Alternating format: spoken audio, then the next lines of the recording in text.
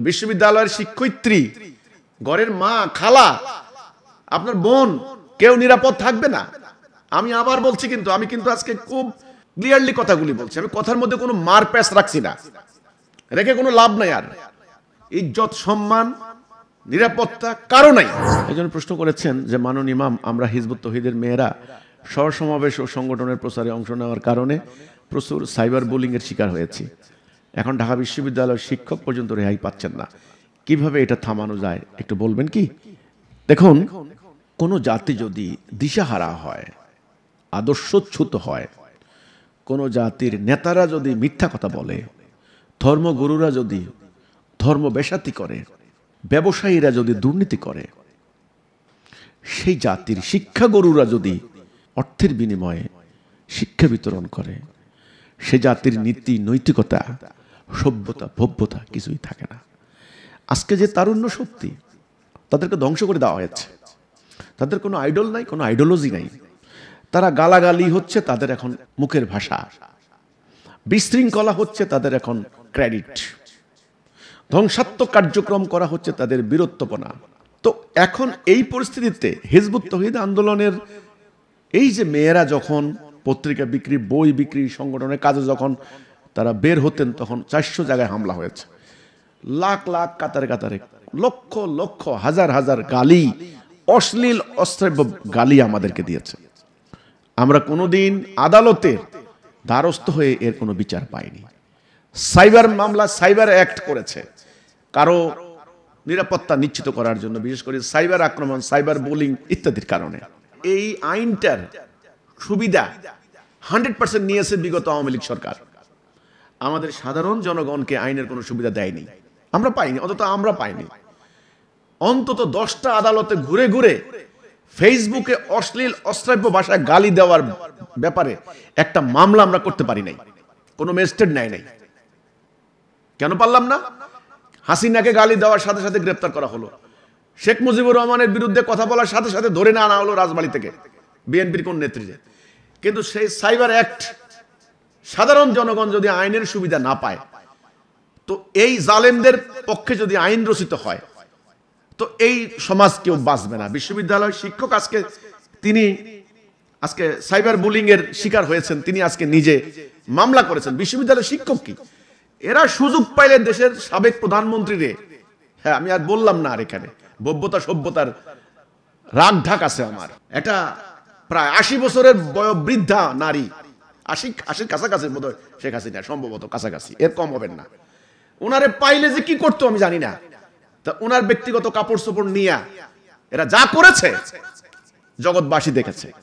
তো বিশ্ববিদ্যালয়ের শিক্ষয়িত্রী, ঘরের মা, খালা, আপনার বোন, কেউ নিরাপদ থাকবে না। আমি আবার বলছি, কিন্তু আমি কিন্তু আজকে খুব ক্লিয়ারলি কথাগুলি বলছি। আমি কথার মধ্যে কোনো মার প্যাচ রাখছি না, রেখে কোনো লাভ নাই। আর ইজ্জত, সম্মান, নিরাপত্তা কারো নাই। উন্নয়নের গল্প করেন, উন্নয়নের গল্প কে করেছে? আমার এলাকা সোনাইমুড়ি, বিগত 15 বছর আওয়ামী লীগ ক্ষমতায় ছিলেন।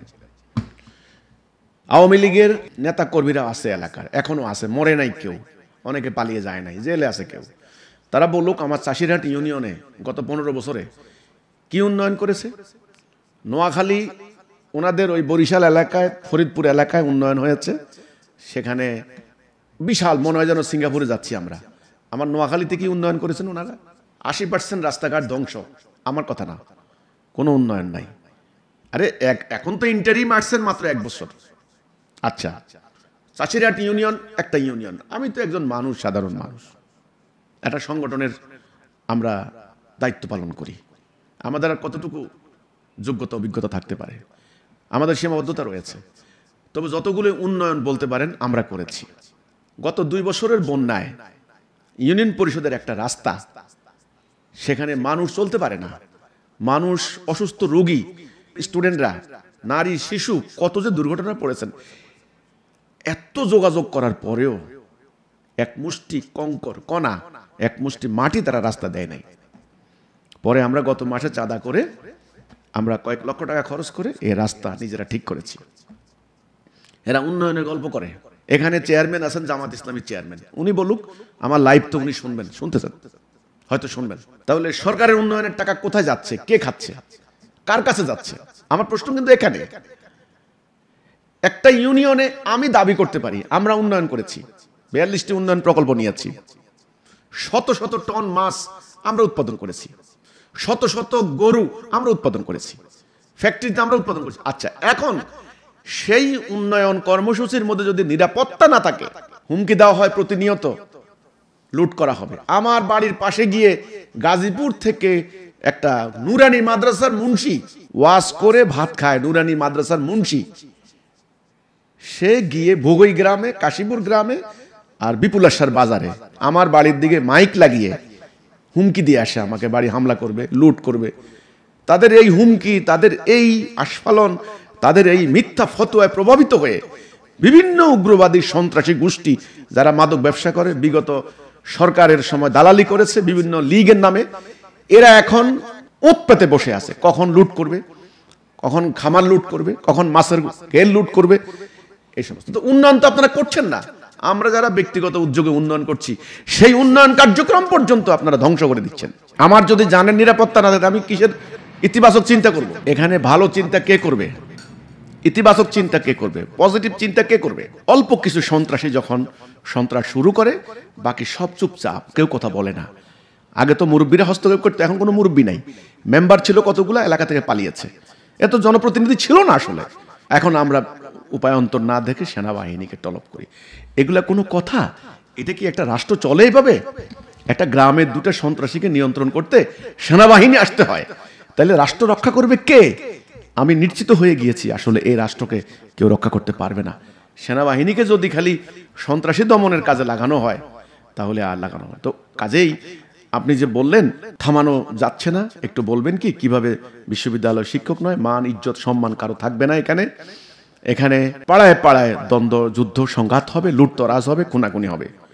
এই অবস্থায় আমি বলবো, আমার হিজবুত তৌহিদের সদস্যদেরকে আমি স্পষ্ট বার্তা দিয়ে দিয়েছি, তোমরা তোমাদের জানমাল রক্ষার জন্য চূড়ান্ত প্রস্তুতি গ্রহণ করো। সরকারও বলেছেন সরকারের লাইনে, জামাত ইসলামীও বলছেন জামাতের লাইনে, বিএনপিও বলছেন বিএনপির লাইনে, আমিও আমার লাইনে বলবো। এটা হলো প্রত্যেকে যার যার লাইনে। বাংলাদেশের আর কোনো ভিত্তি আছে বলে আমি অন্তত বিশ্বাস করি না।